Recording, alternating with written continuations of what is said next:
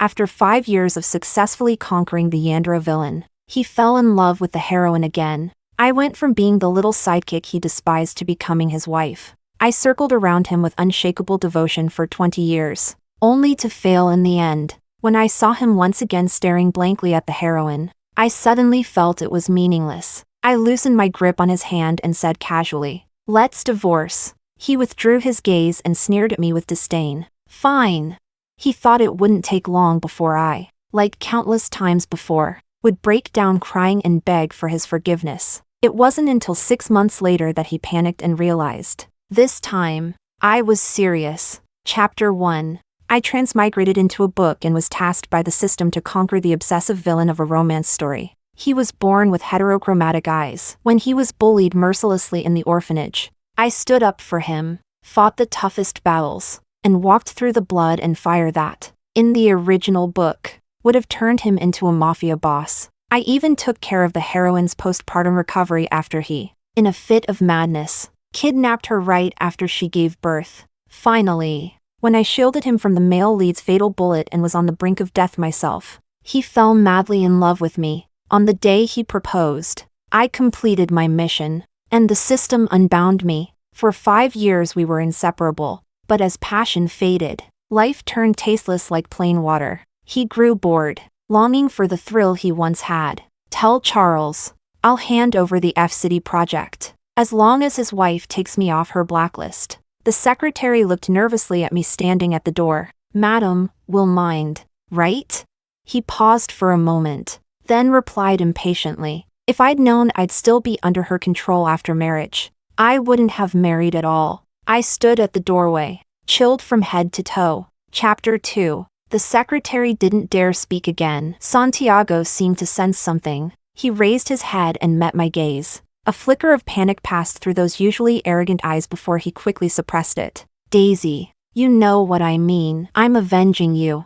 Then, he showed me a gentle, expectant smile. That contrasting smile knocked the breath out of me. I used to describe his smile as a master throwing a frisbee far away, then waiting expectantly for the dog to run after it and bring it back. He hadn't smiled at me like that in 5 years. The original author described Santiago as a mischievous troublemaker. 10 years after meeting him, I thought the author's view of Santiago was still far too kind. I knew Santiago better than he knew himself. An abused and abandoned childhood forged his dark, twisted nature. The cruelest yet most sincere bullying among the orphanage children shattered his worldview completely. His proud and untamed spirit couldn't bear being hurt or controlled. As he grew, his heart became more and more warped, even taking pleasure in hurting others. He trusted no one, except for the heroine, who had once given him a single smile in his childhood. When he met her again as an adult, she was already in love with the male lead, so he used my love for him to force me to drive a wedge between them. But the heroine loved the male lead deeply, so he locked her in a basement, begging her with tyrannical desperation to look at him. When she once again threw herself into the male lead's arms without hesitation, he finally lost his mind, holding to the villain's credo of if I can't have you, I'll destroy you. He tried to take her down with him, but he failed. The male lead shot him without hesitation. I blocked the bullet for him. He went mad again. I risked my life to save him, which triggered his addiction to reckless behavior. So he risked everything to treat me well for 5 years. The little prince said, "It's the time you spend on your rose that makes your rose so important." For 5 years, he poured endless time and energy into me. I had no doubt he once truly loved me, but over 5 years, my life-risking buff had been worn down by everyday trivialities. He got bored, and began to remember the heroine he could never forget. 5 years ago they hurt you. I'll make them pay. His tone was calm, but those beautiful heterochromatic eyes gleamed, as if picturing something that excited him. I nodded. I believe you. Of course I believed. He would definitely punish the heroine miserably in the basement. The watch on my wrist vibrated slightly. Santiago's gaze flicked over. I turned my body subtly to block it. Chapter 3. 5 years of marriage had still left some traces. As if to make up for what he'd said wrong during the day, Santiago told me there'd be a surprise for me that evening. I was somewhat looking forward to it. Santiago's surprises were always unpredictable. He once set the bedroom on fire. When I was about to jump out the window to escape, he pressed a gun to my head, dragged me back into the flames, and the next second, the room was intact, with a shower of rose petals falling from the ceiling. He once lit fireworks all over the city, spelling out our names, from midnight until dawn, swearing the entire city would witness our love. I got home early, but the house was silent. I knew this surprise must be extraordinary. Voices floated down from upstairs. I crept up toward the study where the sound came from. Through the crack of the door, I could see two figures close together. Santiago's sexy baritone came out. Now it seems you're far worse than she is. Didn't Charles give you money for skincare? Why do you look so old? Then why did you ask me to come? Just to humiliate me? The woman's voice was slightly choked. Congratulations. This time you've won. Shadows shifted through the crack as someone moved. Santiago's voice suddenly turned gentle, but you also have something she doesn't. At least, you don't have me in your heart. I pushed the study door open. Santiago had the woman pinned to the desk, his hand raised to wipe her tears. He looked at me, eyebrows slightly raised, as if not surprised at all. I smiled sweetly. Santiago. What a big surprise. The woman turned her face toward me in shock. Her face was haggard, yet traces of her former beauty still showed. It took me a long time to recognize her. The heroine, Rachel. She'd aged a lot over the past 5 years. A face full of bitterness. It seemed the male and female lead's married life wasn't so happy either. She pushed Santiago away, panicked, like a child caught doing something wrong. Daisy. She couldn't defend herself and finally lowered her head, covering her mouth as she ran out. I finally understood why heroines in romance novels never explain misunderstandings. In such obvious situations, only side characters insist on explaining. I walked to the boss chair behind the desk, sat down, and looked at Santiago with a scrutinizing gaze. He calmly took a camcorder from a hidden corner of the bookshelf and played the footage we had just seen. Then he said to me, Daisy, tell me, if Charles saw this video, what kind of expression would he have?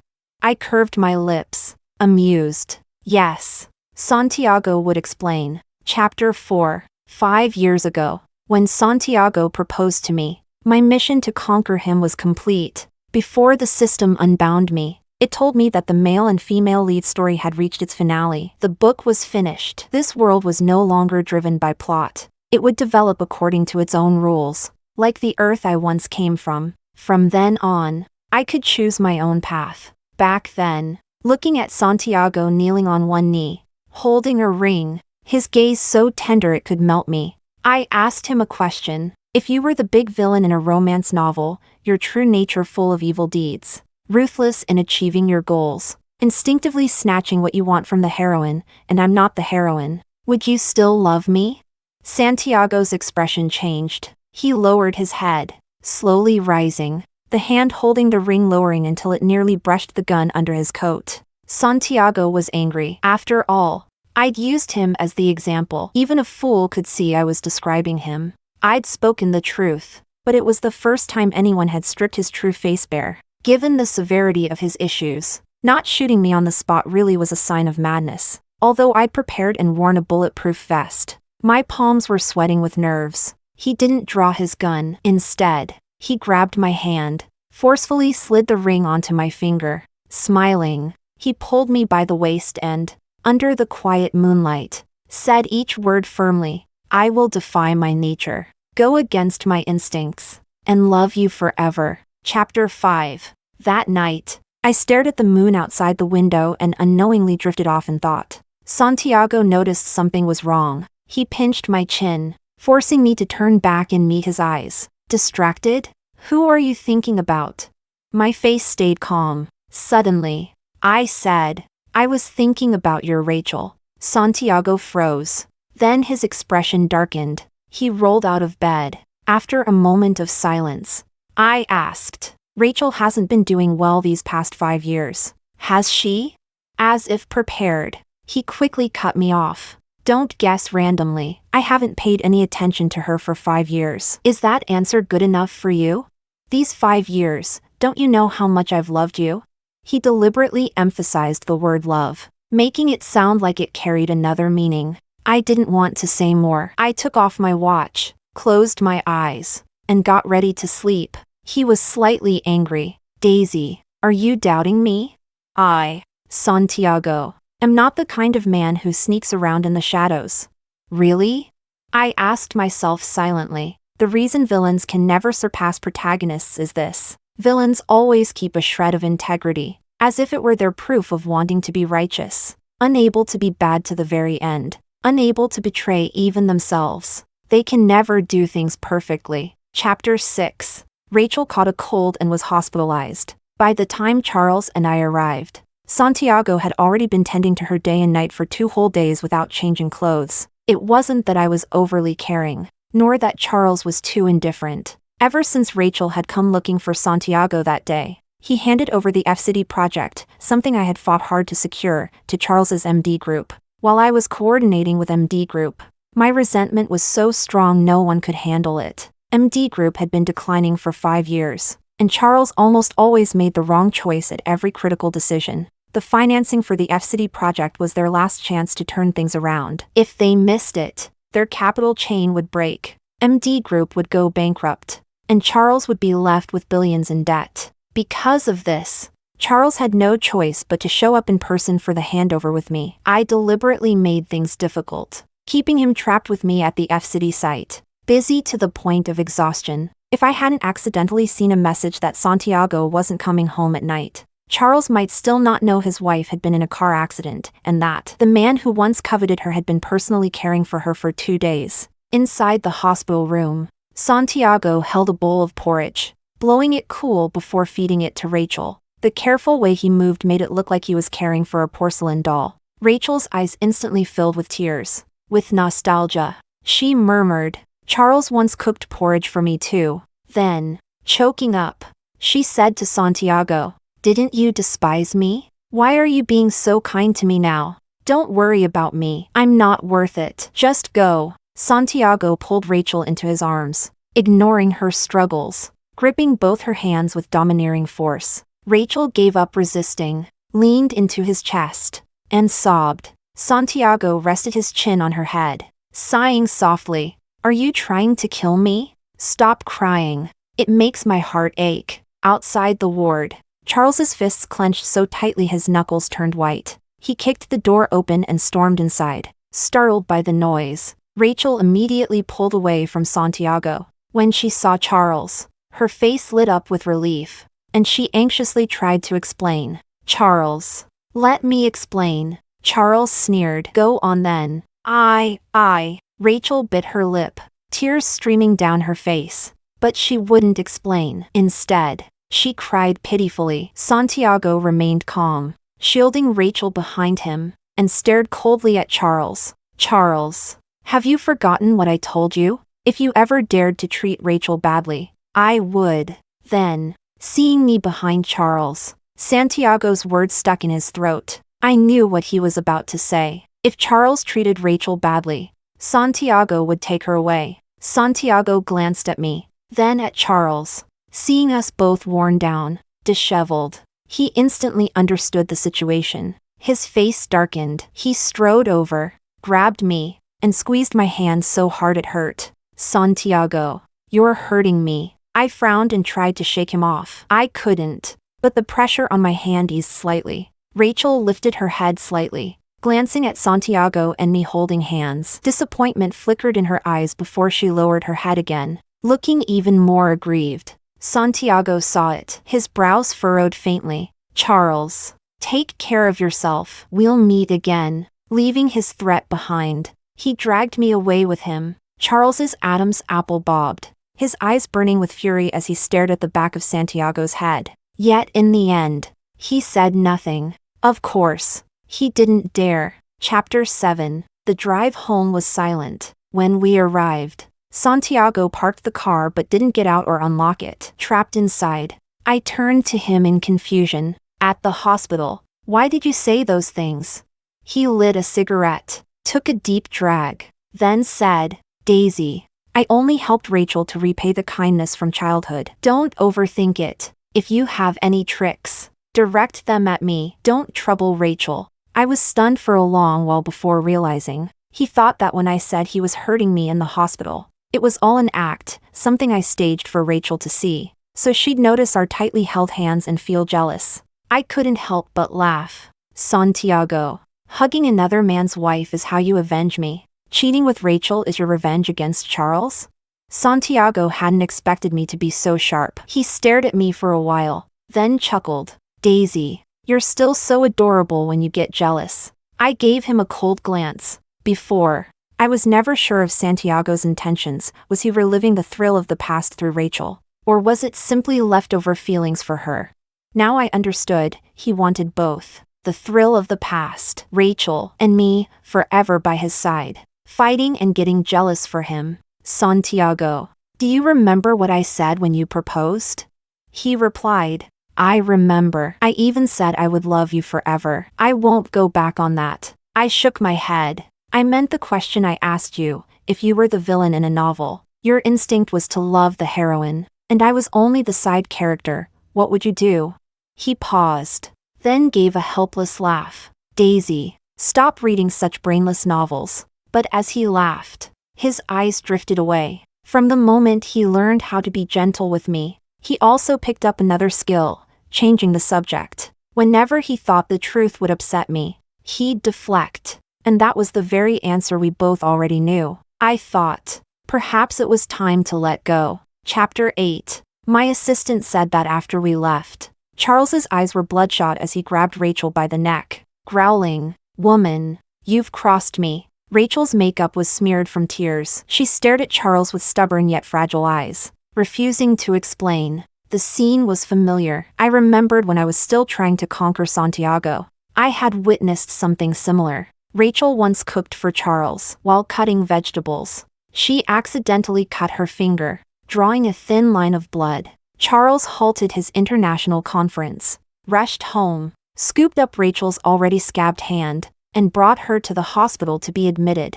At the same hospital, Santiago was being treated after breaking 10 ribs in a fight. When he saw Rachel, he instantly went crazy, ripping out his four and charging into her room to embrace her, as if he wanted to fuse her into his very bones. That scene was witnessed by Charles, who had just arrived with porridge he cooked himself. He stormed in and caught them red-handed. Santiago, cocky as always, gave Charles a deliberately provocative look. I had to stand between them, or they would have fought right there. After I dragged Santiago away, Charles grabbed Rachel by the throat. Passing nurses didn't dare interfere. They pretended not to see and quickly fled. Later, Rachel was so terrified by Charles that she begged Santiago to take her away, and then Santiago locked her in the basement. I could already guess how the rest of the story went. Charles forcing kisses on Rachel, repeating over and over, "You are mine." But I didn't interrupt my assistant, who was happily gossiping. His face was animated as he continued.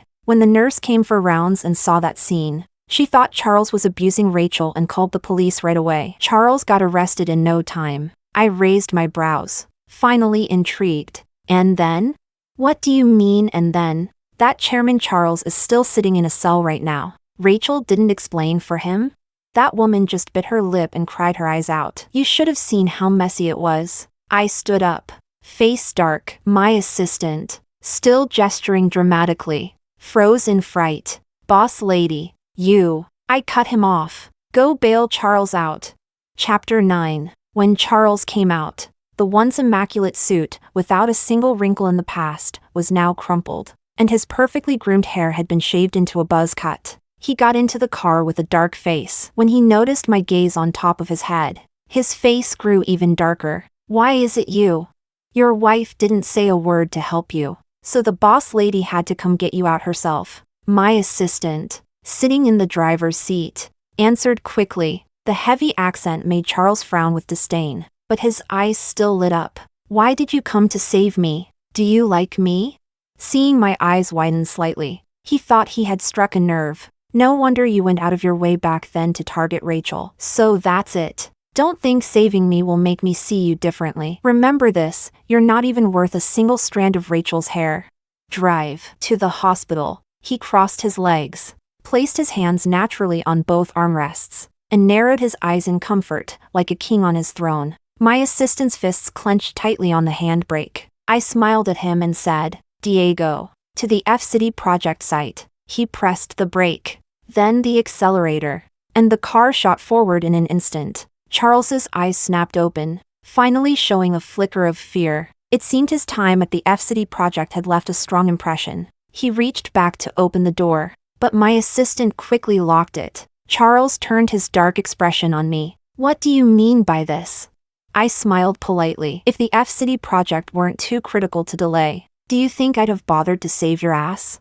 His pupils reflected my tall, imposing figure. Satisfied, I withdrew my gaze. After a long silence, he spoke, his voice filled with shock and defeat. How could it end up like this? Chapter 10. I knew what he meant. Once upon a time, he was the male lead in the book, rich, handsome, brilliant. Everyone loved him, respected him, feared him. No one dared call the police. No one dared arrest him. No one dared shave his head. Most importantly, there wasn't a woman who didn't like him, and certainly no woman who dared insult him. Back then, he could see through the market at a glance, and every decision he made brought his company great profit. But now, one wrong step led to another, and another. His company was on the brink of bankruptcy, and he was easily manipulated by others. His past glory felt like nothing more than a fleeting dream. When he woke, all that remained was the empty shell of a persona.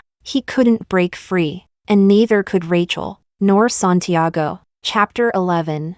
I left Charles at the F-City project site and told security to keep a tight guard. This is kidnapping, Charles shouted at me. I put on a professional smile. Working on your own project, how is that kidnapping? What kidnapper is that conscientious? Holding a knife to your throat just to hurry you up and get you working?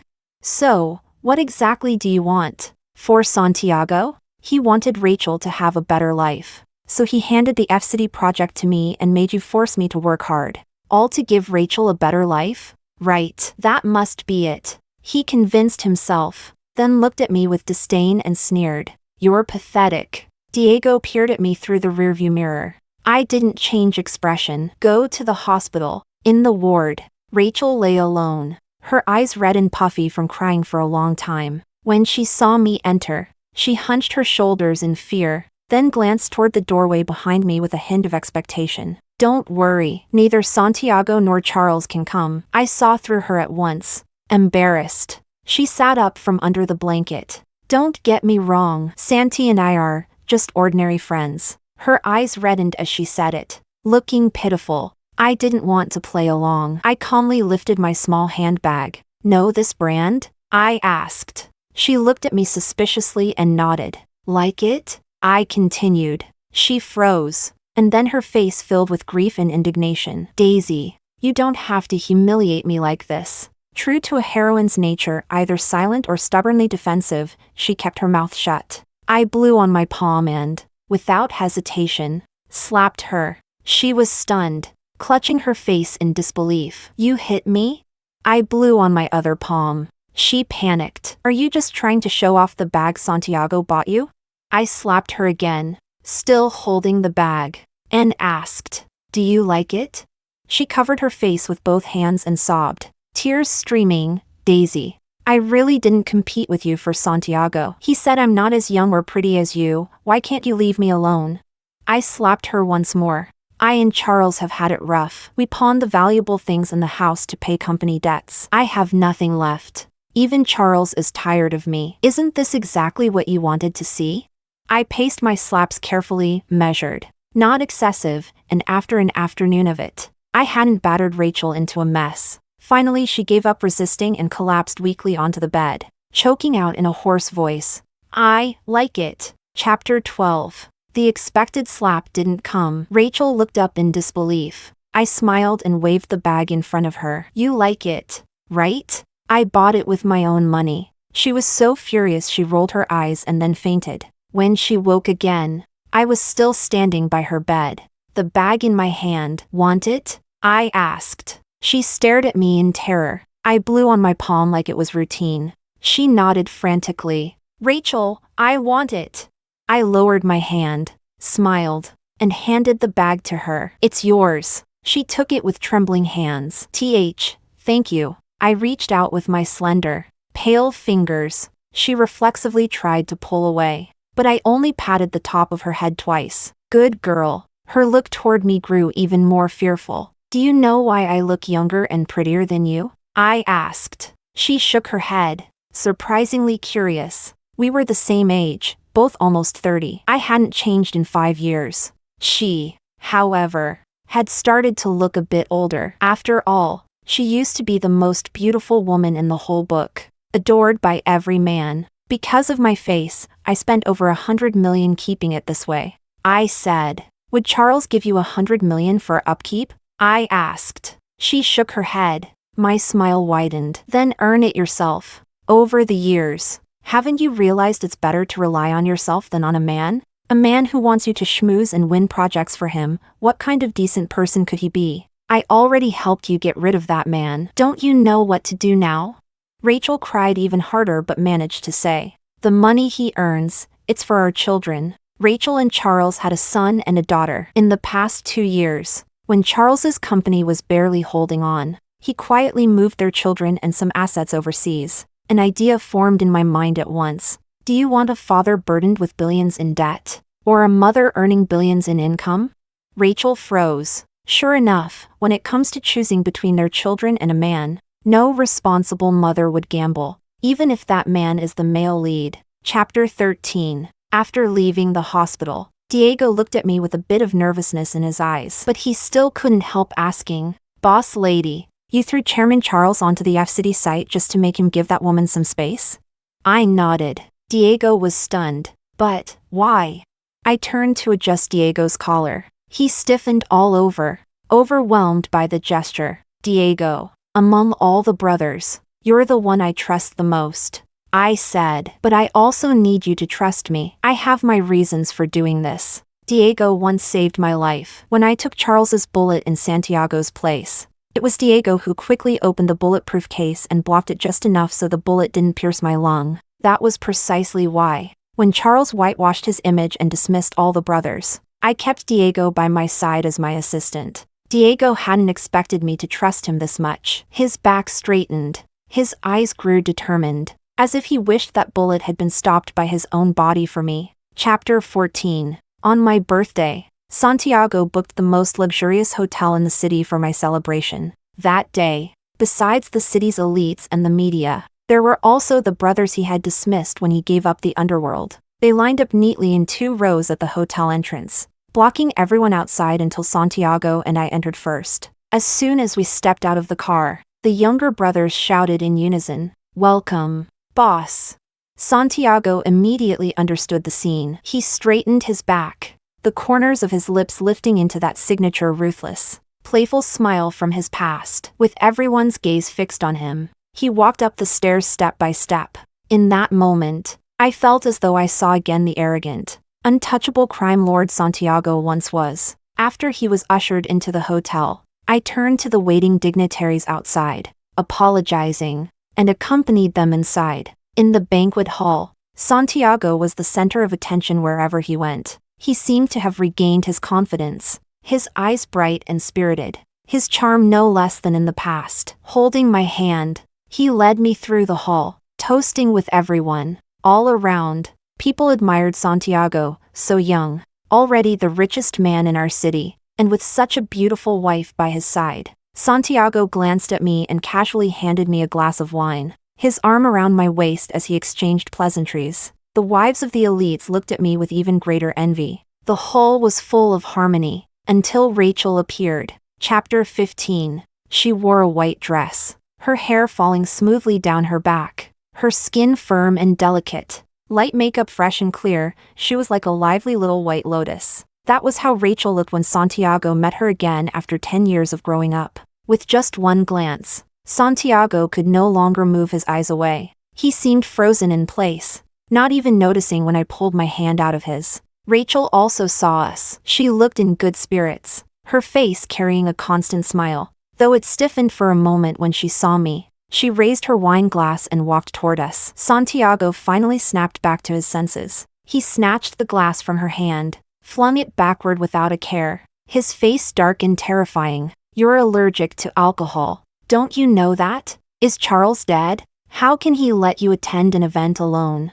The red wine splashed onto my pale yellow evening dress, staining it a brownish yellow. The noise of the venue gradually quieted, and everyone's attention shifted toward us. It's Coke! Rachel jumped in shock, staring at my expressionless face as she cautiously explained. Following her gaze, Santiago turned around and finally noticed me standing behind him, holding the glass he had shoved into my hand. His face shifted slightly. He took the red wine from me, placed it on the nearby table, then pulled out some tissues to wipe my dress. I'm sorry. His voice was low and heavy. I was so busy I forgot. You're also allergic to alcohol. The Coke was sticky, and the more he wiped, the more it spread, polluting my dress even further. My frustration kept rising. Stop wiping. I tried to pull my dress back, but he refused to let go, stubbornly rubbing away. He was angry, maybe because of his guilty conscience. He was angry at himself.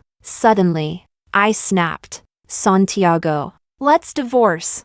Chapter 16. The venue erupted in shock. Santiago froze, dropped my dress, slammed the tissues to the ground, then stood up and glared at me with a twisted smile. After a long moment, he sneered, "Fine." Then he turned and walked away. I smiled calmly, continued greeting the guests, and dutifully saw off the last table before heading home. Santiago was smoking in the living room. I bypassed him and went straight to the bedroom, taking out a long-prepared divorce agreement from my nightstand. When I handed it to him, he frowned and asked, "You've wanted to divorce me for a while now?" I shook my head. I only decided after coming back from the hospital last time. Didn't you already regret marrying me long ago?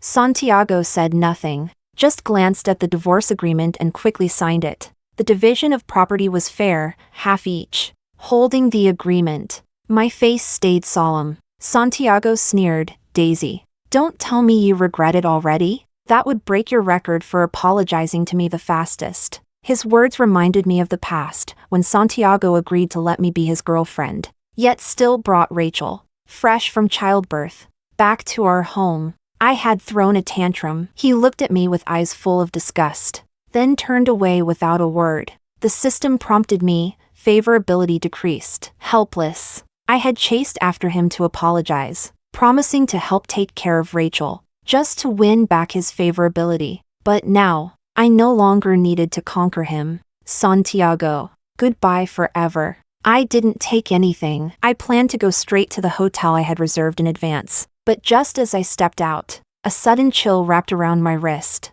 Looking down, I saw the silver watch I had worn had somehow turned into a pair of handcuffs. Out of the corner of my eye, I caught a pair of polished leather shoes approaching, warm breath brushing the top of my head. A gentle male voice, laced with amusement, spoke. "Long time no see, criminal A01. I slowly raised my head, meeting a face as handsome and refined as carved jade. His eyelashes were long enough to cast shadows beneath his eyes, making every look seem affectionate. But I clearly saw the coldness in his dark pupils. I gave a bitter smile. "Long time no see.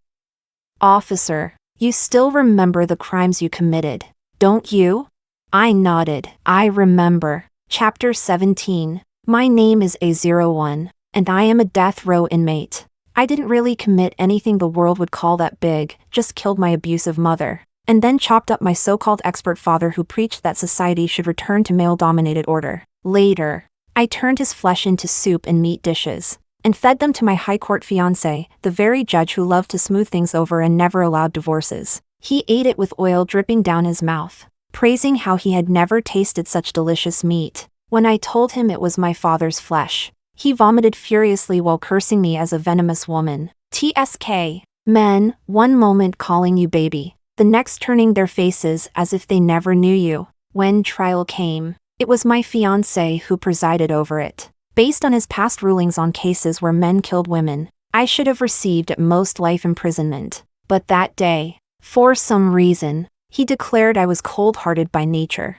with severe antisocial tendencies, unchangeable, beyond reform, and sentenced me to death. I refused to accept it, appealing that human nature is good at its origin, and I wanted to enter the metaverse to prove my point. Fortunately, By 2124, the law had become quite humane. Every death row prisoner is given one chance of redemption, as long as one can make meritorious contributions inside the metaverse. The punishment can be reduced. Thus, the metaverse system pulled me into the world of a book, assigning me to conquer the villain Santiago and help cure his madness, turning him into a law-abiding citizen of good character. The time limit, 20 years in metaverse time. I had almost succeeded.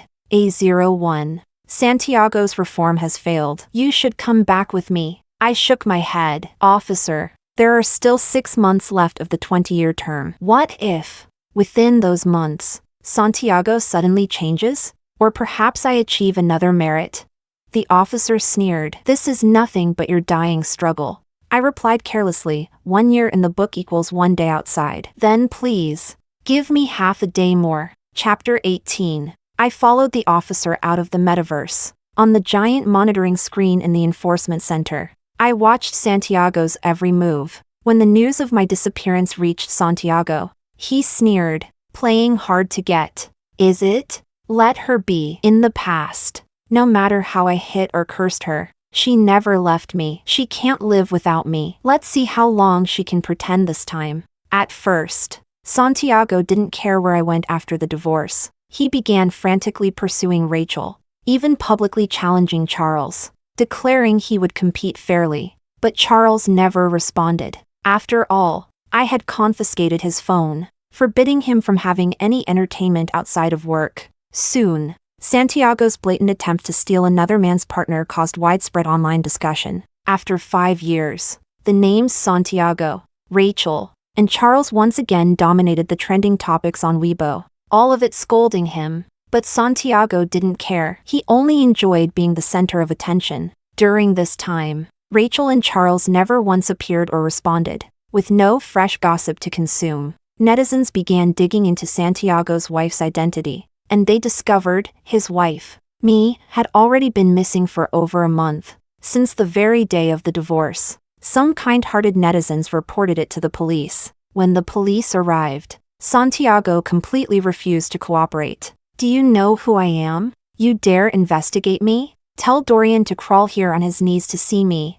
Dorian was the police chief and also Santiago's subordinate. Back then, Santiago had dominated both the underworld and high society, with everyone scrambling to be his lackey. At that time, he had the confidence to say such things. But now, the leading officer's face darkened. Chief Dorian has already fallen, exposed for corruption and shielding criminal organizations. You can go see him in the station. Santiago narrowed his eyes dangerously at the officer. You dare talk to me like that? Courting death. He shot up violently, but the police, well prepared, quickly forced him down. Hands on your head. Squat down.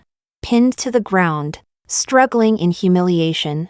Santiago's eyes burned with disbelief. After a hard strike from a baton, he clenched his teeth, and with shame flooding his face, obediently placed his hands on his head and squatted down on the floor. Chapter 19. The police searched the house thoroughly but found no trace of my disappearance. My belongings were everywhere, every corner showing signs of my life. The surveillance cameras captured me leaving the house, and then vanished into thin air. Santiago was interrogated all night before being released. He looked somewhat dazed, like his soul had left his body. Really missing? Impossible. She must be doing this just to piss me off.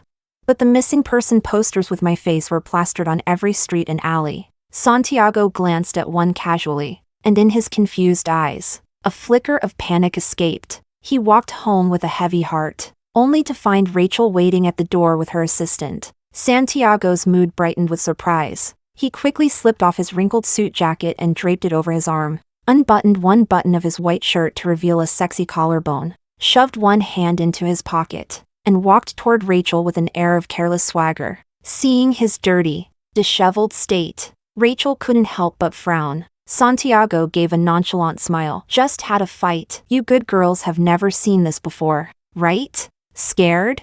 Rachel sighed helplessly. I heard you tried to resist the police and got beaten? Santiago froze, as if recalling that humiliating moment. His face darkened, but soon, he chuckled again. Weren't you avoiding me? What's this now? Feeling sorry for me? Rachel looked at Santiago with an indescribable expression and couldn't help but say, "Santiago, we're not young anymore. Stop playing these awkward games." The assistant beside her quickly pressed her lips together, lowered her head, and stared at her shoes, but her whole body trembled, as if she were suppressing something. Santiago's face turned pale. At that moment, he truly felt the world had changed. Things that once felt so natural and cool now seemed forced and ridiculous. When had it all begun to change? Rachel, watching Santiago's shifting expression, felt a little uneasy, but still summoned her courage to ask carefully, "Do you really not know where Daisy is?" At Daisy's name, Santiago suddenly flared with irritation. "This is her little hard-to-get trick. You've all been fooled by her. Don't worry. She'll come back to me after a while." "But it's been a month," Rachel probed, searching his face. Santiago reacted instantly. "You suspect I did something to Daisy?" Rachel stayed silent. The answer was obvious. Santiago paused, then forced a light-hearted laugh. "How could that be? I treated her so well. She loved me so much." But halfway through, he couldn't go on. He suddenly realized, wasn't he just using the excuse of treating Daisy well as a mask, all the while hurting her again and again? In the past, when Daisy was upset with him, it lasted no more than a day or two. This time, it had been over a month. His chest felt hollow, as if something vital was slipping away. A wave of panic surged through him, chilling his body to the bone. Chapter 20. Seeing him like this, Rachel said nothing more. She turned and walked away with her assistant without looking back. He opened the door in a daze, pulled a bottle of liquor from the fridge, gulped down several mouthfuls, then smashed the bottle violently against the floor. "Throwing a tantrum with me, is that it?" He sneered coldly, muttering to himself. Then he pulled out his phone, opened the chat window with me. The conversation was still frozen at a month ago. He kept refreshing the page, but no new messages appeared. The more he looked, the deeper his frown grew. Finally, he dialed my number. I glanced at the phone in my hand. The officer said calmly, "Don't worry, he won't get through." Sure enough, my phone remained silent. Meanwhile, on Santiago's side, the call only returned the busy tone of a dead number. Santiago froze. Dead number? He seemed unable to believe it. "Daisy, you win. As long as you answer tonight, I'll forgive you."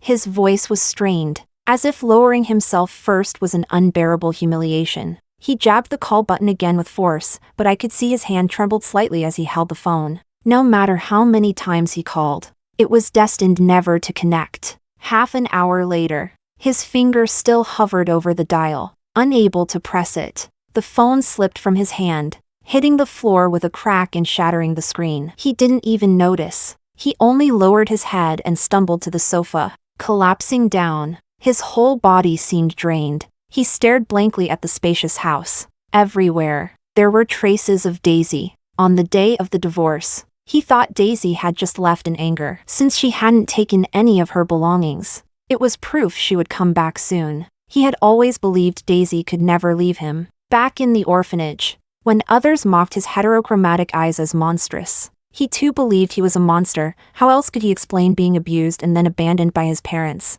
Only Rachel had ever smiled kindly at him there. But soon Rachel was adopted by a wealthy family, leaving him alone once again. He hated it, hated his eyes, hated his parents, hated the children at the orphanage, hated the heavens for being unjust. Hatred wrapped around him every day, but he was too weak to fight back. He could only endure the bullying of the older kids. One day, he caught a small frog. It was tiny and soft, completely helpless in his palm. The feeling of holding another life's fate in his hands thrilled him. He picked up a stick and pierced it through, from frogs to kittens and puppies, eventually even to children his own age. Whenever he had the chance, he found ways to inflict pain on others, until the day a little girl named Daisy arrived. The little girl's wide eyes stared straight into his mismatched ones, making him feel both ashamed and furious. Surely she thought he was a monster too?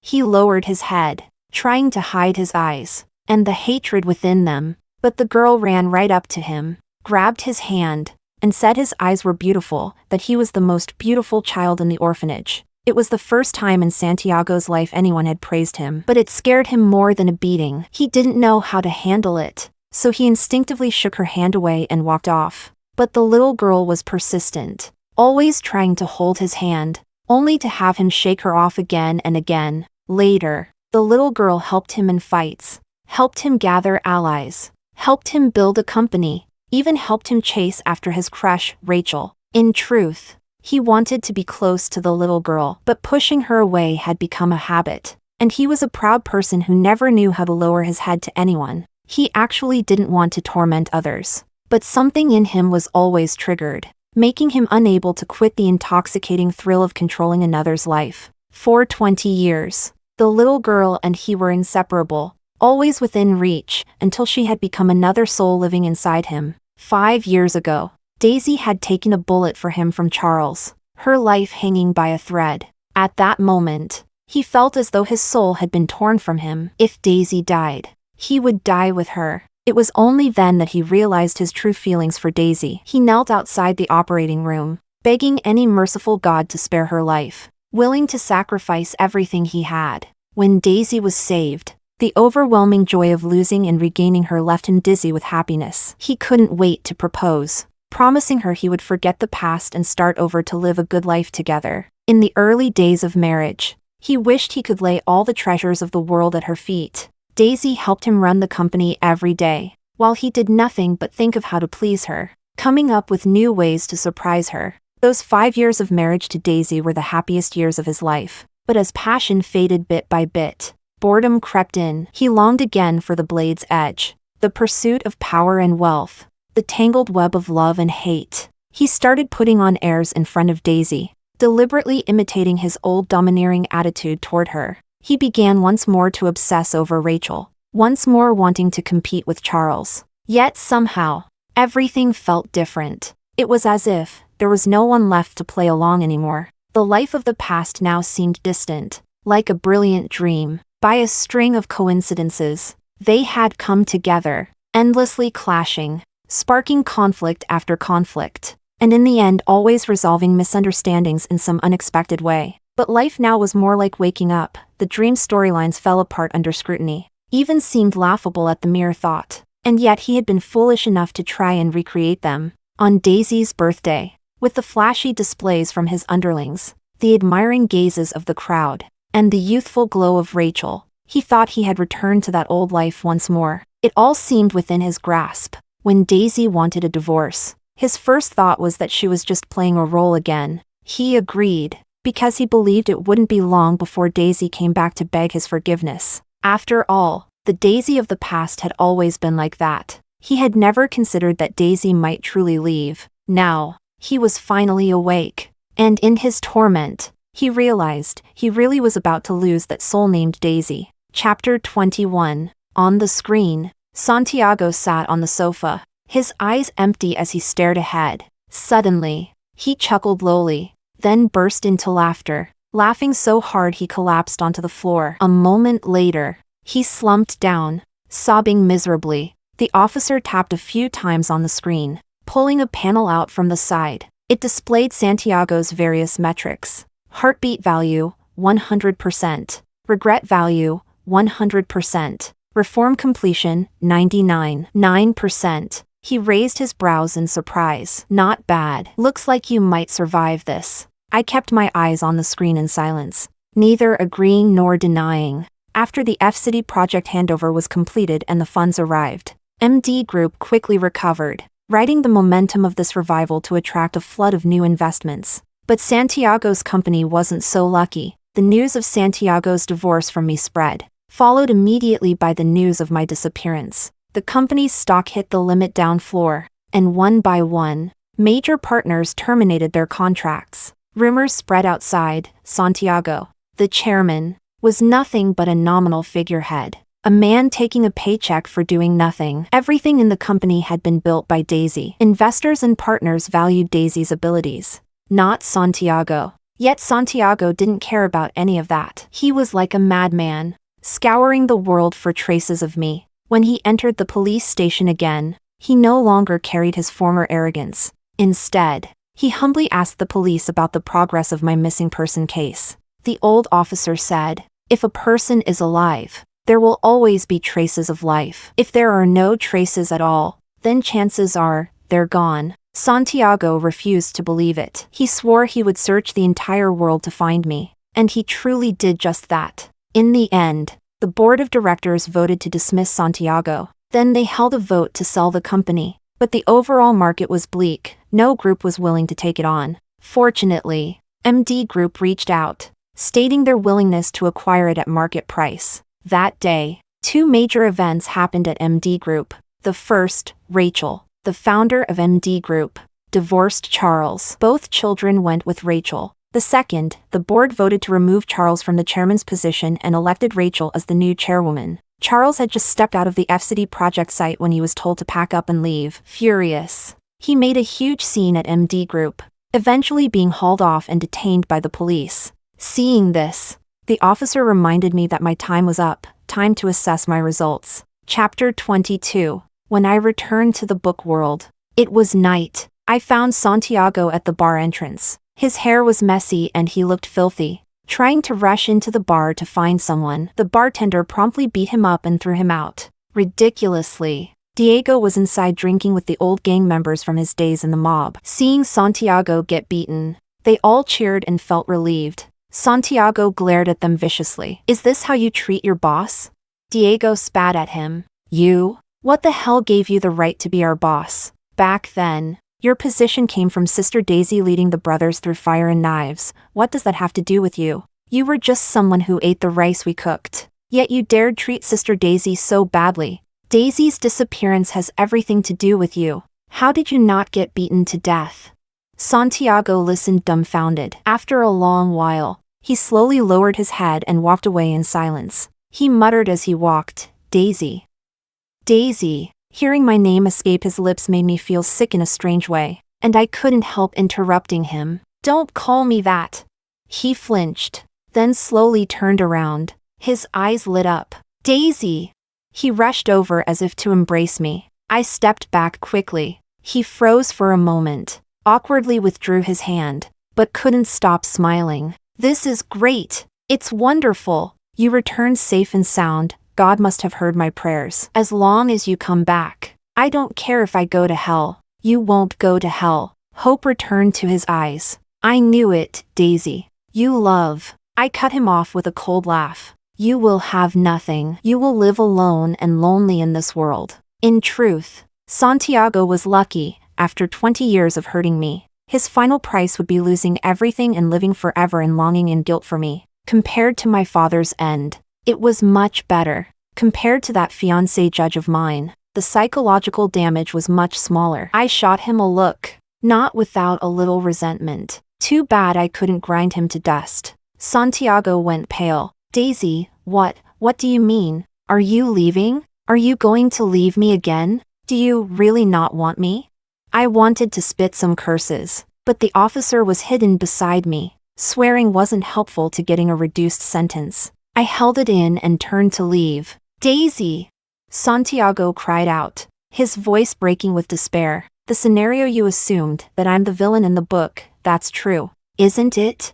I paused, feeling the dead judge's accusing gaze, and awkwardly looked away. "You can guess." Then I walked off, refusing to look back no matter how Santiago called. I intended to make him spend the rest of his life guessing and regretting why he betrayed the vows he once made. Chapter 23. I brought the officer to meet Rachel. He didn't understand why Rachel was necessary. I only smiled without answering. Rachel was working in her office. When she worked, she didn't allow interruptions, so I waited in the reception room for 2 whole hours. When she finally saw me, she was both happy and afraid. Hesitant to step forward, I smiled and waved. "Come here, I won't hit you today." Her face flushed as she sat down in front of me, looking like she wanted to speak but couldn't. My hands itched at the sight. Fortunately, she remembered my lessons and spoke before I could act. "Don't even think about hitting me. I remember what you said, women must have their own voice. If they want to say something,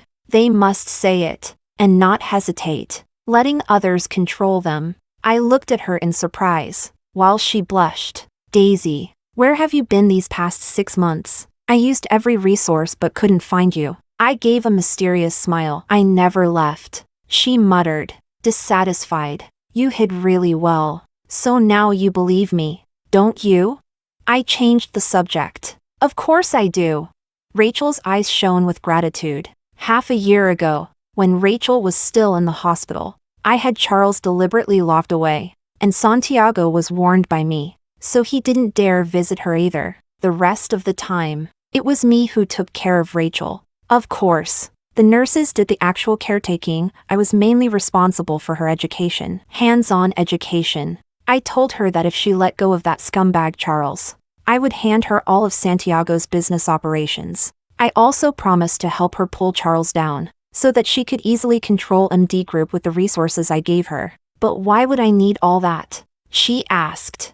I told her to figure it out herself. Later, after more than a few bruises, she had learned several truths. Those who take favors are bound by them. Those who eat from others' hands can't stand tall. Men are unreliable. They can betray you anytime. Only money will never betray you. Marrying a rich man is worthless. Better to be rich yourself. Only with financial freedom can you truly control your own freedom. Back then, Rachel had been awakened by my beatings, but she still harbored suspicion toward me. Only now did she fully believe. But why are you helping me like this? There's no benefit to you at all. Rachel couldn't hold back her question. It was hard to explain, so I lied. I've made enough money. I don't want to work anymore. I want to travel the world. But I can't hand the money tree company over to others. Everyone else is too smart. Only you are easy enough to handle. You stay here and work for me properly. When I come back, remember to return it to me. The excuse was flimsy. Rachel seemed to understand something, and tears welled in her eyes. Will we meet again?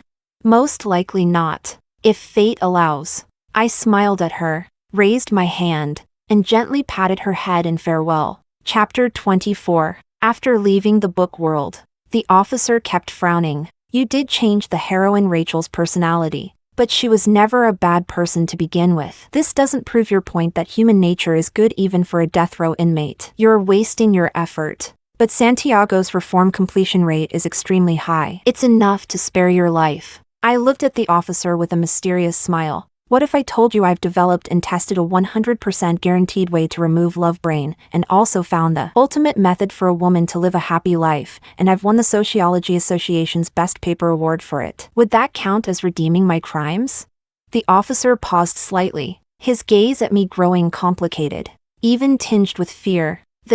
Was this your ultimate motive for killing your father?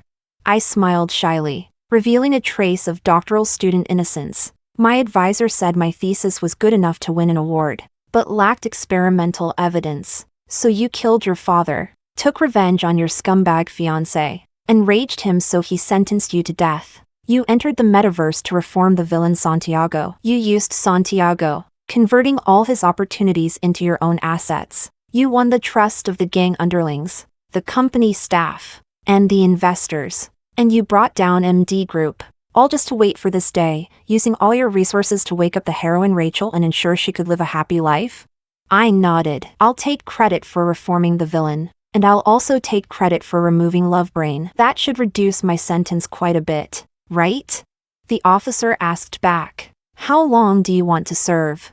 I blinked in surprise. Of course. However long I'm sentenced. That's how long I'll serve. He closed his eyes briefly, as though exasperated. Stop pretending. I raised an eyebrow. Being seen through didn't annoy me. I smiled and said, 3 years then. After all, I graduate in 3 years, and I still have many papers to write. Reduce it to 3 years. The officer drew in a sharp breath. Today his expression had collapsed more times than in his entire life combined. Still unwilling to give up, he asked, what if Rachel hadn't changed her personality and fate? Normally she'd end up despised by Charles, turning into a resentful woman, living bitterly for the rest of her life. I asked back, and who was it who put her in a position to be humiliated from the start? Just like the worldviews of those book worlds, who set them up that way.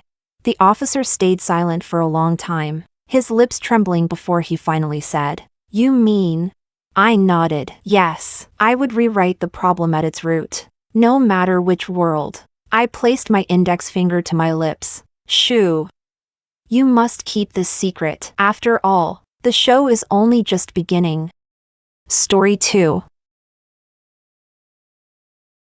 During Joel's lowest time, I stayed by his side as his fiancée, without a single complaint. When he rebuilt the company and regained control, he decided to marry his first love. He indulged his first love in taking everything from me. I became a complete joke, but I neither cried nor made a fuss. I stepped aside quietly, because, with the breakup fee, I could finally afford the treatment my childhood friend needed. Chapter 1. I went to Joel's office to deliver some documents. Inside, there were some suggestive sounds. It was Camila. These days, Joel had been tangled up with her constantly. Hearing my footsteps, Camila cooed to Joel, "Your fiancé is here. Should we pause? Let her wait a while." The noises grew more suggestive, painting an image no one needed. After a while, Joel came out. His clothes were disheveled, and there was a faint red mark on his neck. "What is it?" he asked.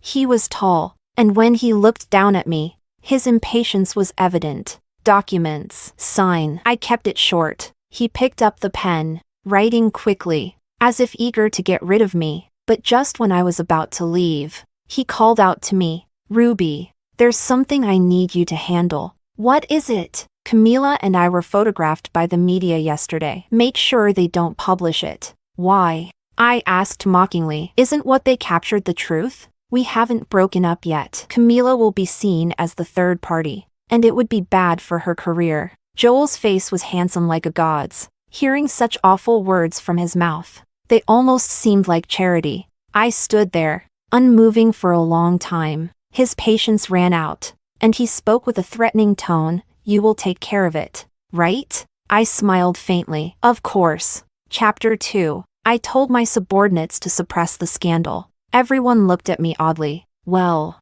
it was no secret around the company about the three of us. 5 years ago, Joel was just starting out, wanting to take over the family's entertainment company. But he was set up, stripped of his power by the board, and lost everything miserably. He was living in despair. And then he met me. I stayed by his side during his lowest point. I helped him rise again and take back control. Once, Joel was drunk and wouldn't let go of my hand. He said, "My life belongs to Ruby. Without her, I'd have jumped off the top of the company building long ago." "Ruby, my dear Ruby, let's get married, okay? Please, marry me." With everyone around cheering, I gently nodded. "Okay." Later, I found out that the very night he confessed to me, Joel had also messaged Camila, "Interested in signing with J Entertainment? The top spot is always yours." Camila agreed. Turns out, she and Joel had been involved even before she debuted.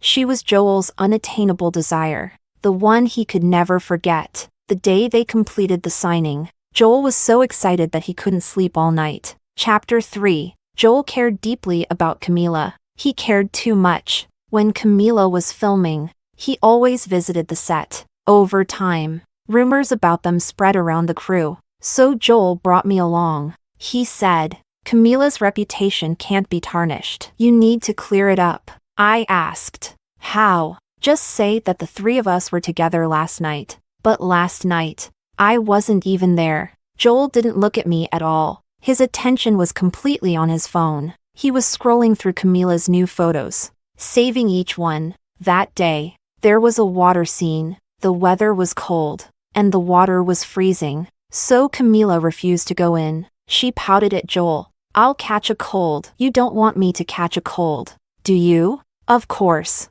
Joel didn't. He ordered the director to find a body double. However, the double wasn't available that day, as they were at a loss. Camila pointed to me. "Miss Ruby can do it. We're about the same height and build. Only the back will be visible. It won't be noticeable." Joel hesitated at first, but he realized no one fit the role better than me. "Ruby," I interrupted him. "Joel, I told you this morning. I'm on my period." He froze. Camila chided me. "So what if you're on your period? Foreigners drink ice water during their period, and nothing happens." "Ruby, you work for the company. Stop being so fussy. The tone she used, it was as if she was already the boss's wife. I looked at Joel calmly. He knew very well that during my period, I couldn't handle anything cold, it would leave me in excruciating pain. But after a long while, he still gave up on me. Ruby, I need you to do this. Chapter 4. In the end, I didn't get into the water that day. The director couldn't take it anymore and borrowed a professional extra from another set. But from that day on, Joel began to take back most of my authority in the company. The person who could freely come and go from his office was no longer me, it was Camila. Now, he openly flirted with Camila, and I was still cleaning up after him. When I went to the pantry, I heard some colleagues gathered inside, gossiping. Why doesn't Ruby do anything? I couldn't stand this kind of humiliation if it were me. She's love blind. I guess she loves Joel so much. There's nothing she wouldn't put up with. Standing outside, I found myself smiling instinctively. True, there's nothing I can't endure. It won't take much longer. Sam's illness is almost cured. The boy who spent all his fortune, saved me again and again, and nearly lost his own life for me. He's about to wake up. Chapter 5. There was a gathering in the evening. I was late. Joel had already had a few rounds, and Camila sat next to him, dressed provocatively. The two of them lost a game, and amidst everyone's teasing, they were supposed to do some intimate actions. Someone said, "Wouldn't this be bad if Ruby found out?" Joel's face darkened immediately. Why mention her? I paused outside the door, listening with interest. Brother Joel, what's the deal with you and Ruby anyway? What deal? I never intended to marry her. Really? Joel sneered. Ruby is only good for her looks. Her personality is dull and boring. I got tired of her a long time ago. Camila beside him couldn't hide her smug expression. In that case, a rich kid piped up. I think I'll pursue Ruby then. I quite like her type. Joel paused for a moment. Then his eyes flared with anger, as if about to explode. Pursue my ass. You dare touch Ruby, and I'll make sure you never return to Beijing. The rich kid gave a nervous laugh. I thought you said you were tired of her. I haven't broken up yet. Even if I'm tired, it won't be your turn. Still not broken up?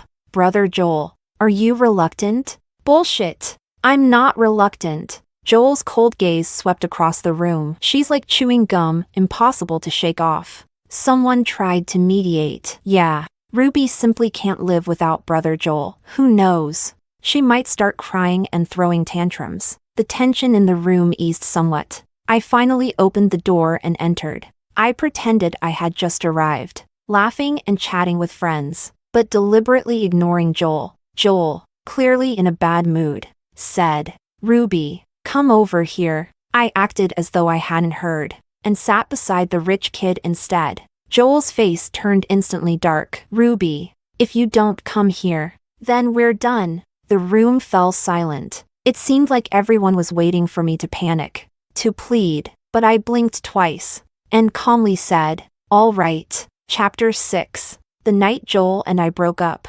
I heard that after I left. He threw a massive tantrum, nearly trashing the entire private room, but Joel still thought I was just acting out, that I'd come around eventually. He waited and waited, but what he got was my resignation letter. Joel began to panic. He searched for me everywhere, even asked people to find out where I was. He said he never wanted to break up. He also said Camila was just someone he had brought in to play along, that nothing ever happened between them. Half of the huge J Entertainment company was built by me. When I suddenly left, the company fell into chaos. Joel was on the verge of collapse. But no matter what he did, he couldn't find me. I took all my savings and vanished from the world. Until 4 months later, I made headlines in every major media outlet. Former top star Sam awakens from his illness. Ruby overjoyed to tears. In the photo, I had tears in my eyes, looking at Sam with joy. The photo went viral, being shared and discussed by many. Years ago, Sam was the hottest top star in the entertainment industry, but he had to retire after being severely injured while saving someone, falling into a coma. Only then did Joel learn. First, Sam and I were childhood sweethearts. Second, the person Sam saved back then was me. And most importantly, I never loved Joel. All these years, I tolerated him and complied with him, only for Sam's medical expenses. It's said that the day Joel saw the news, he completely lost his mind. Chapter 7. My past with Sam was simple, yet not so simple. We met in an orphanage and grew up together. When I was 7, I was adopted by a wealthy couple. My adoptive parents weren't particularly kind to me, but at least they were wealthy, and I never lacked food or clothes. Sam wasn't as fortunate. He had delicate, feminine features, with striking and alluring looks since childhood,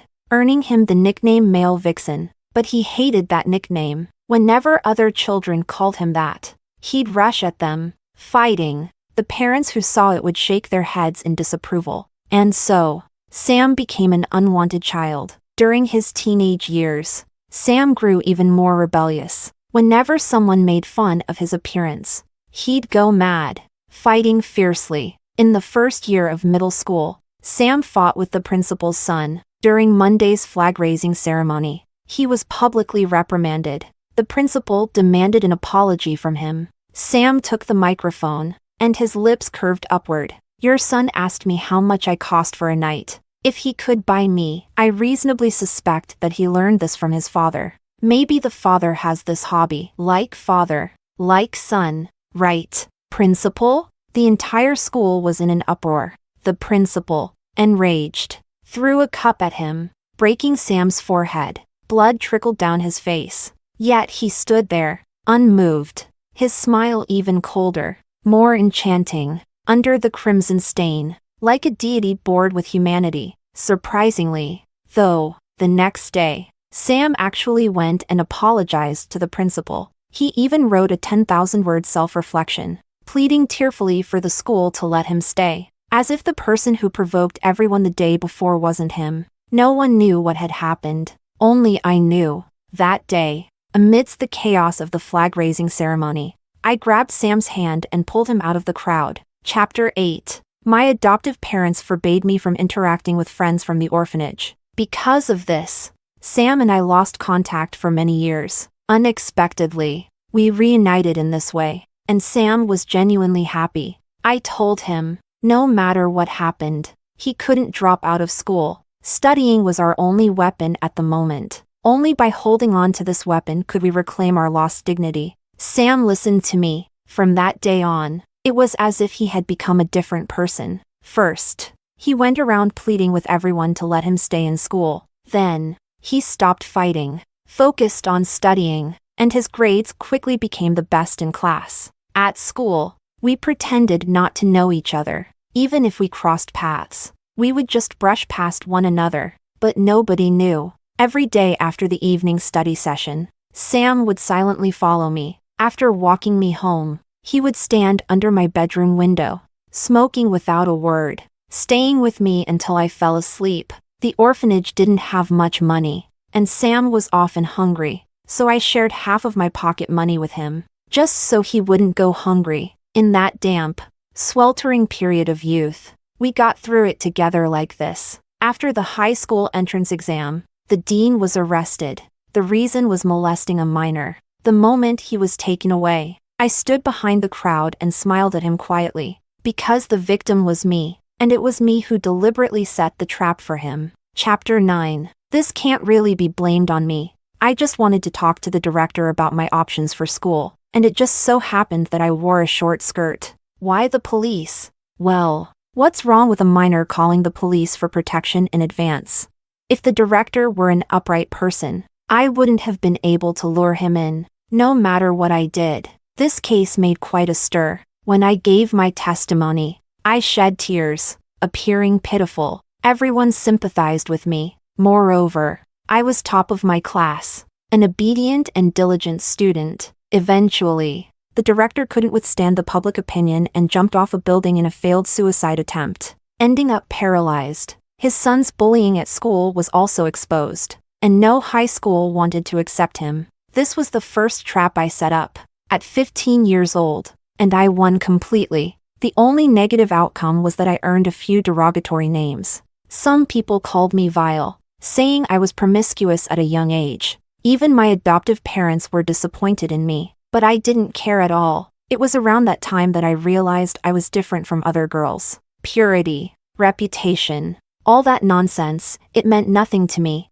The only thing that mattered to me was winning. Winning excited me. It made me tremble. I would do whatever it took to win. Later on, I was admitted to a prestigious university. Sam, with his godlike looks, debuted as an entertainer. He skyrocketed to fame and became incredibly popular. But no one knew that the refined, elegant persona he displayed in front of the camera was crafted by me. Even his agency had no idea I existed. We were the perfect allies. Until 5 years ago, my adoptive parents made bad investments and ended up deep in debt. They sold me to a Hong Kong boss to pay off their debts. That's when I realized that for all those years they raised me, they weren't affectionate at all but demanded that I be beautiful, have a great figure, and excel in my studies, all just so they could sell me for a high price. When Sam found out, he used all his savings since debuting to buy my freedom. That was the first time Sam saved me. Chapter 10. The second time Sam saved me. It was from a sudden, violent disaster. Someone tried to run me over with a car. That day, it was snowing heavily, and I met up with Sam. Because of his status, he couldn't go to crowded places. As I crossed the street, a car suddenly sped toward me. Sam rushed over and pushed me out of the way, falling into a pool of blood himself. The vehicle immediately fled the scene. That road hadn't yet been equipped with surveillance cameras. This accident ended Sam's illustrious career. He lay in a hospital bed, needing expensive ongoing treatment. But Sam had no money. He'd spent it all to redeem me. His management company gave up on him, citing force majeure as the reason to terminate his contract. The entertainment industry had no shortage of talent, and the world slowly forgot about him. But I didn't. I met Joel and helped him restructure his company, partly to fund Sam's treatment, partly to use the influence of J Entertainment to uncover the truth behind the accident. Later, Joel confessed his feelings for me. I knew very well that he was attracted by my capabilities and wanted to keep me around, always working for him, and I was the same. I needed the status of his fiancée to do more things. So, a relationship of mutual benefit began. You think I ended things because I couldn't tolerate Joel's cheating? No, it was only because I discovered that the accident seemed to be linked to people close to Joel. The memory ends there. A microphone is extended in front of me. Today marks the 2nd month of Sam's recovery. He cannot appear on camera, so I'm accepting interviews on his behalf. A reporter suddenly asks, "Miss Ruby, you were once Joel's fiancée, but now you're by Sam's side. Do you still love him?" Looking up, I suddenly see Joel, whom I haven't seen for 6 months, standing at the back of the crowd. His eyes are red, staring at me. Chapter 11. That question should be asked of Joel. I spoke softly. When he stayed overnight at the set with Camila, did he love me? When he flirted with Camila at the office, did he love me? When he secretly dated Camila, yet asked me to lie to the public and clear their names, did he love me? The reporters were stunned, and the entire venue fell silent. I showed a relieved smile. Anyway, I can't love him anymore. Joel's gaze wavered, and he looked devastated. After the interview, he stopped me backstage. After half a year, Joel looked even more haggard than I had imagined. He said, "I finally found you, Ruby." I nodded politely. Distant. "Hello, Joel." That unfamiliar greeting made him freeze for a moment. "Ruby, are you still angry?" "No." "Then listen to me explain. Nothing ever happened between Camila and me. She was someone I hired just for a show." "Oh, a show?" Joel's eyes darkened. "A show performed just for you." Chapter 12. Joel's next words were beyond my expectations. To put it simply, Camila was brought in by him specifically to provoke me. Because I was too gentle, too calm. I never cared about his whereabouts. When he stayed out all night, I didn't ask questions. When the media fabricated rumors about him, I didn't react. I was perfect. Like a robot girlfriend. Joel was uneasy. His intuition told him that I didn't love him. He repeatedly asked me, "Ruby, do you love me?" And each time I gave him the standard answer, of course. "I love you." But when I said those 3 words, even the curve of my smile didn't change. Joel was lost. So he had a crazy idea. He wanted to see me get jealous. He brought in Camila,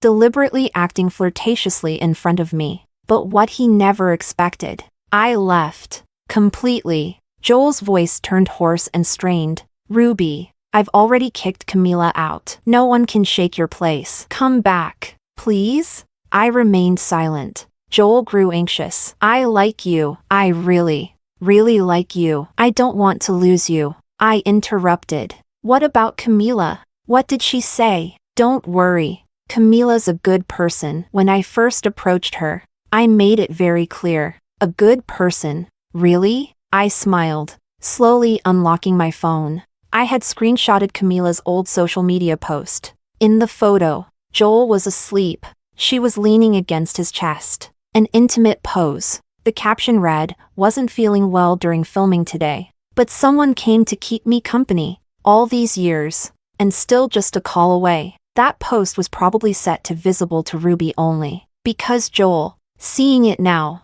was utterly stunned. How could she? I said. Joel, that's your dear Camila. Chapter 13. Because of my interview, Camila's reputation took a nosedive. Soon after, a video surfaced. The video seemed to be recent. Joel and Camila were arguing. What did we agree on back then? Joel questioned her. I only asked you to act along, not to really provoke her. Posting on social media visible only to Ruby. How could you be so manipulative? Camila spoke with a sobbing voice. I just wanted it to seem real. Your real meant taking intimate pictures while I was asleep and sending them to my fiancé? Camila stammered for a long time before she finally gave up and lashed out. What's so great about Ruby? Her figure's average. And she's not as pretty as me. What exactly do you like about her? What I like doesn't need to be explained to you. But she's already gone. Why can't you just look back at me? Didn't you like me the most before?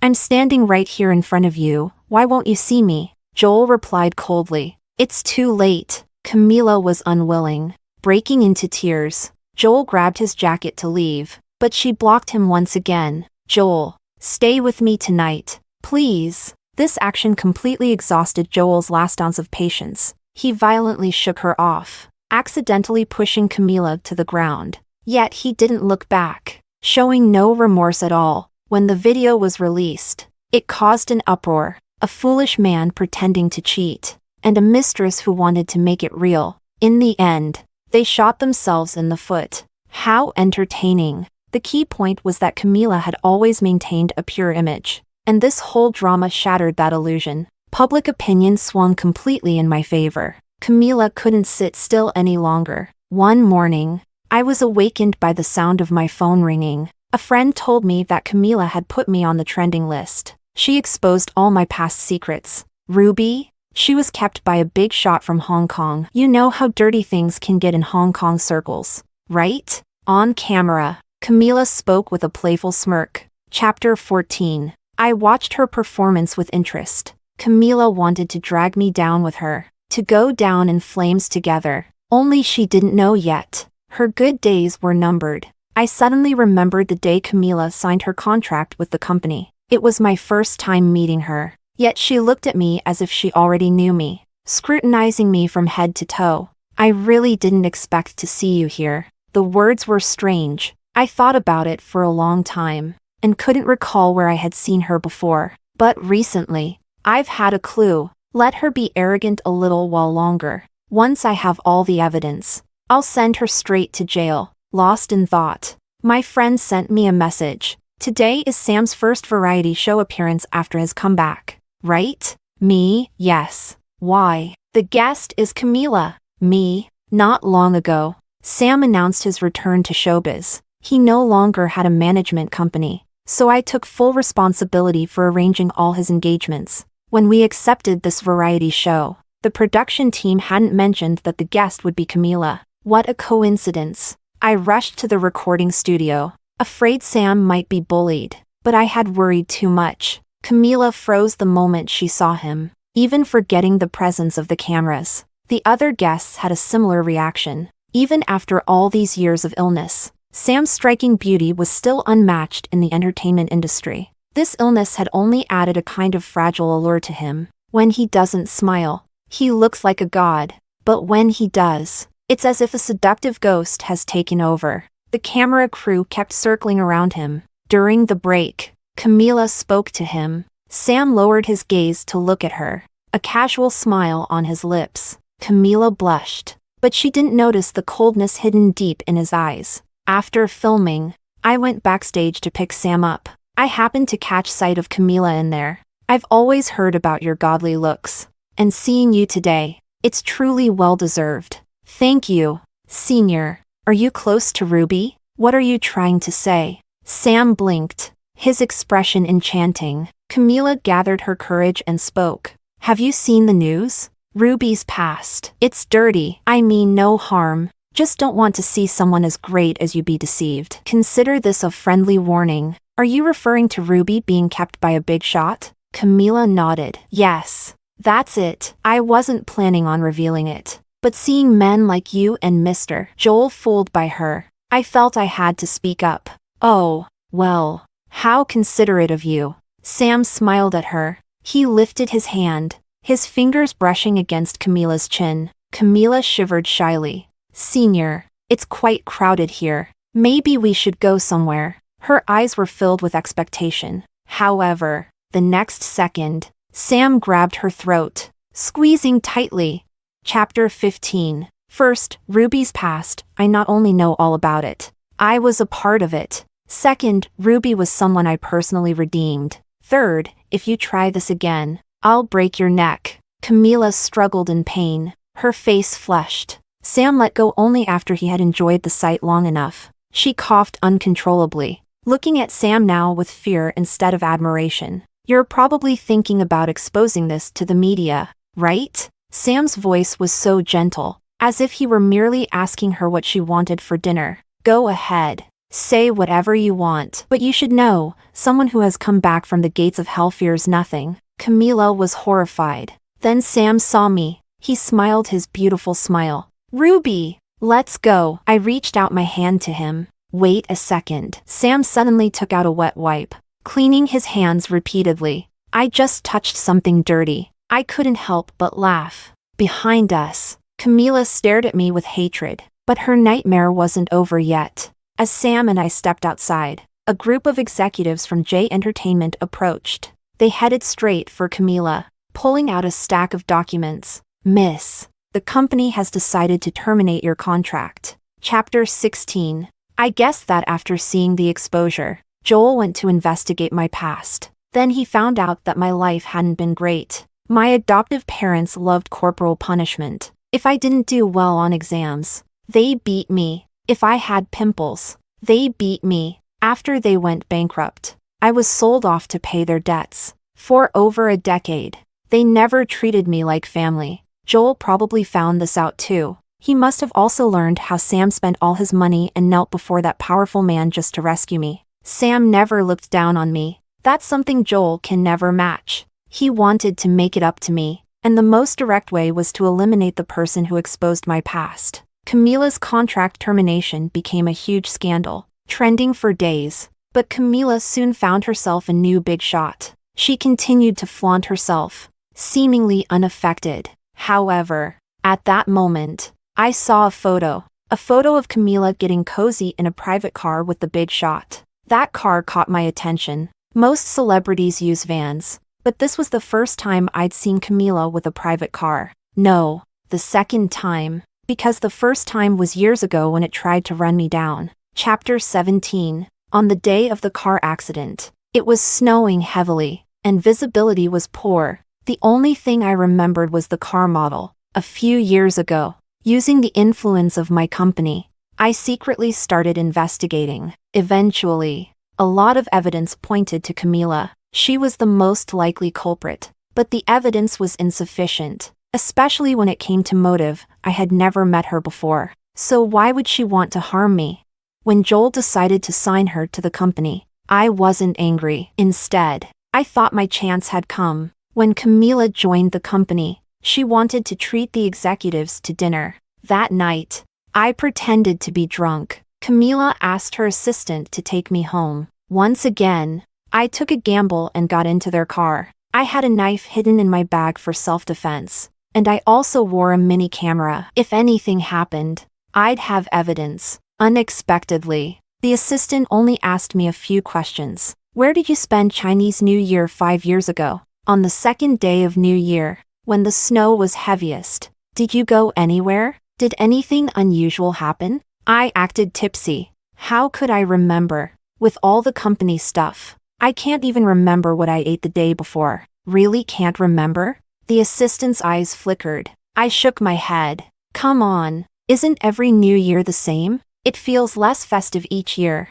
Saying this, I tilted my head and pretended to fall asleep. The assistant quietly sent a message to Camila, but he didn't know. I squinted my eyes, observing everything. From that day forward, I was more cautious. What exactly happened on the second day of Chinese New Year 5 years ago? What did I miss?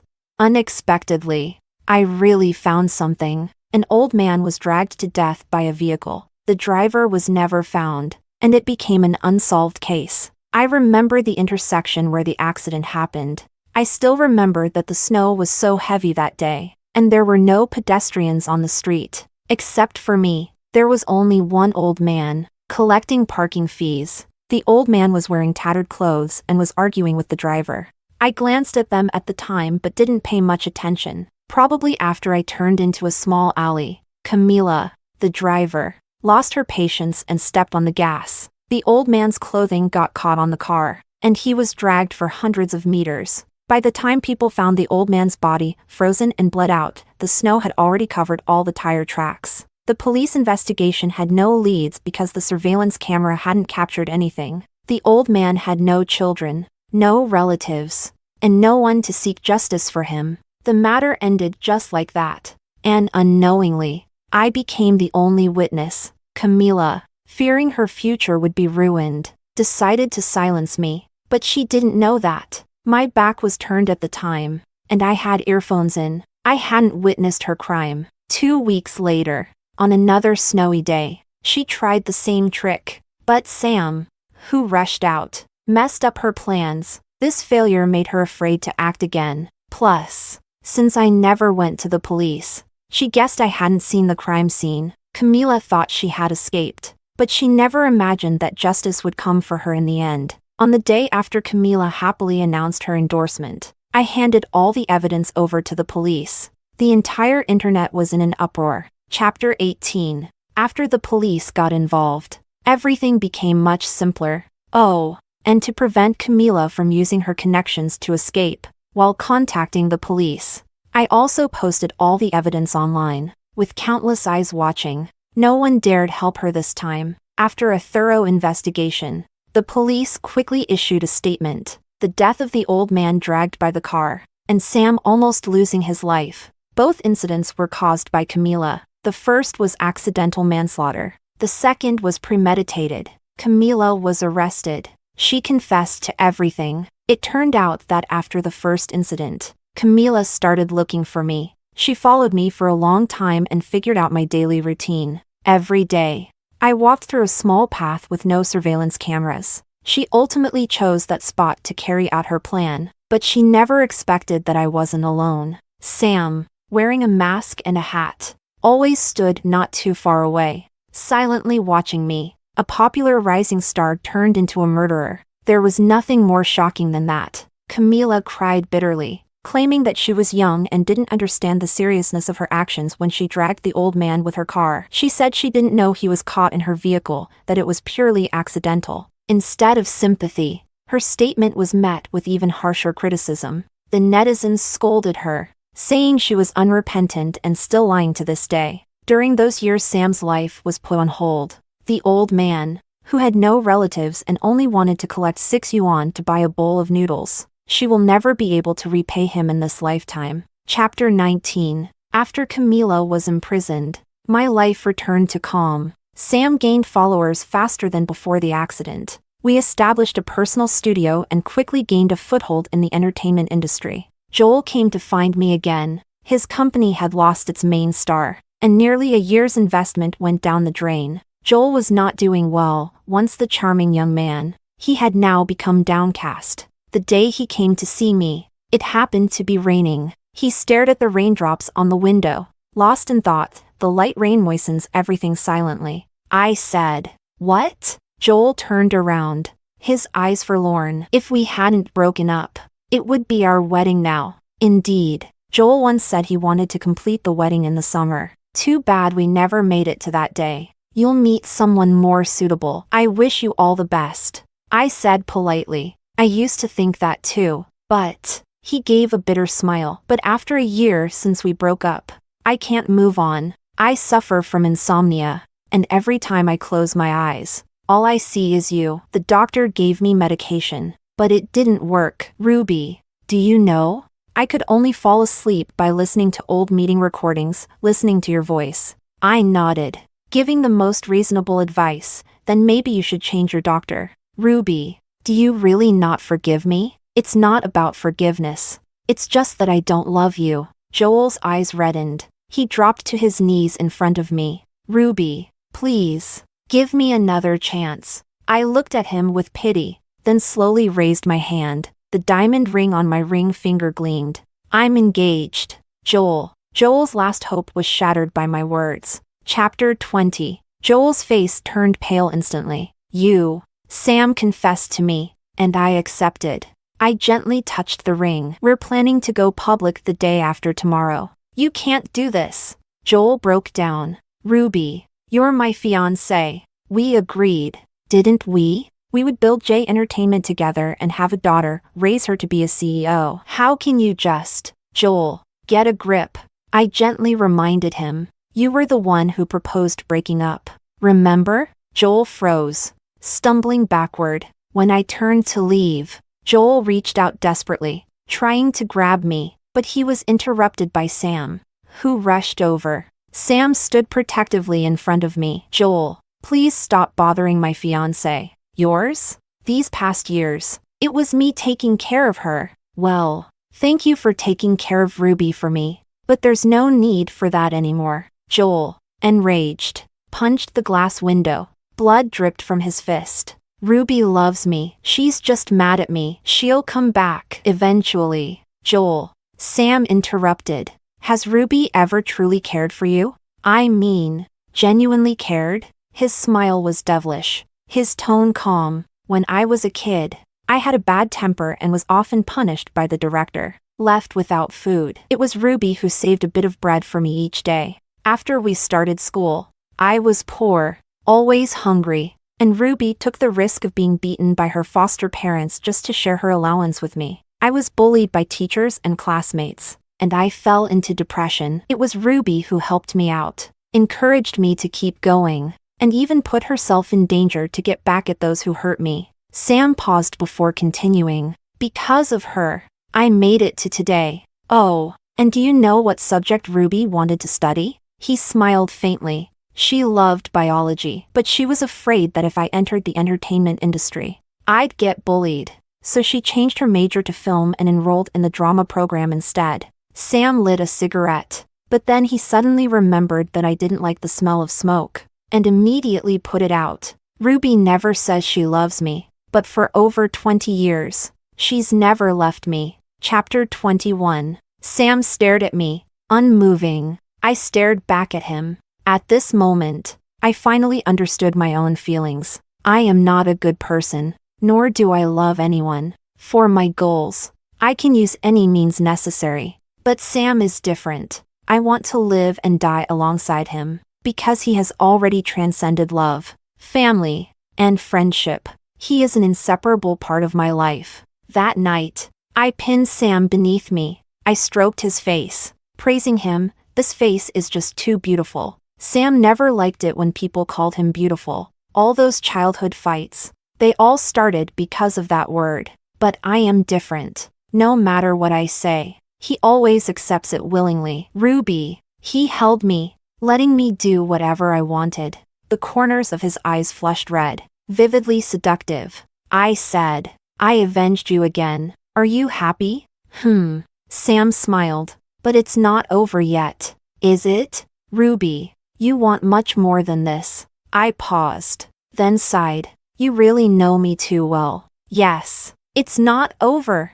My ultimate goal was never just to get rid of Camila. It was J Entertainment. This was my real purpose for deliberately approaching Joel. I want to replace him. Stand at the pinnacle of the industry. I want this arrogant industry to bow down, to heed my command. Joel's company was built by my hands, with much of my effort, and my traps. I know exactly where the weaknesses are, where it can be brought down in one strike. Now, it's time to devour it. Rolling over, Sam lowered his head and kissed me. Go make your mark, Ruby. His kisses were gentle, like the waves. I am your most loyal subordinate. Please, use me to your heart's content. Chapter 22. J Entertainment Company started to crumble. The building was about to fall, collapsing from within. First, it was the finance department. When Joel was selecting the financial personnel, he asked me how they were. I told him they were fine, but in reality, these people were smart but greedy, and in the long run, they were a risk. Perfect for my plan. Sure enough, the financial scandal broke out. Afterward, I waited some time. J Entertainment's problems kept emerging one after another. The company's reputation plummeted within the industry, and many directors strategically withdrew. Joel was overwhelmed, and the company was on the verge of collapse. He struggled for 2 months before he finally found me. When Joel found me, he had lost a lot of weight. Looking worn and haggard, he begged me for help. I got straight to the point. I want the shares you hold. His eyes trembled. But if you can't make this decision, then go back and face it alone. I closed the door. Sam was outside, standing guard over Joel. The two were silent. After a long while, Sam asked him, "Do you know why I am better than you?" Joel looked up at him. Sam replied, "I'm more obedient." Joel stared blankly, as if he understood, but also as if he didn't. Sam continued, "In this life, besides Ruby herself, I have nothing else I want. Even this worthless life of mine is dispensable. That's why I'll follow her in whatever she does and help her reach the top." Sam closed his eyes. The last sentence was something Joel never expected, because once we stand at the top, no one will dare to bully us again. At that moment, I stood on the other side of the door, back to back with Sam. It felt like being 6 years old again. He was locked in the dark room, and just like that, separated by a door, we relied on each other amid the vast currents of life. Chapter 23. In the end, I took action. Joel stepped back to assist me. In 5 months, J Entertainment Company underwent a complete overhaul, and I rebuilt an entirely new system. I held the most shares and naturally became the head of the board. Sam's personal studio was affiliated with J Entertainment Company. He became my unique top-tier artist and the company's crown jewel. However, some senior executives opposed my decision to rename the company. There was a female executive who remained loyal to Joel's family and refused to accept me, an outsider, as the chairman of the board. She said I rose to power by selling my beauty. I wasn't angry at all. The workplace is often unfair to women, and I am willing to treat capable women like her with kindness. I invited her to my office and explained the company structure and my plans to her. The more she listened, the quieter she became. "Did you do all this?" "Yes." "What do you think? You're a film major. How do you know how to run a company?" "I learned from my foster parents when I was young, and after being sold to Hong Kong, I also learned from the bosses for a while. By the way, the company's expansion into the Hong Kong market is also thanks to that experience. You were kept as a mistress, and you still managed to learn things?" I shrugged. "That's probably why I am standing here today. Looks are indeed important, but in the face of real strength, beauty is fragile. Love and appearance can betray you, but capability never will. I've never wanted to be the lady of the company." I smiled, pointing upward. "I only want to be the boss." The female executive was silent for a long time before finally asking me a question. "Equal pay for equal work between male and female employees. Can you really do it? Aren't we already doing it?" Later, on the day we went public, she stood right beside me. She became, apart from Sam, another close confidant of mine.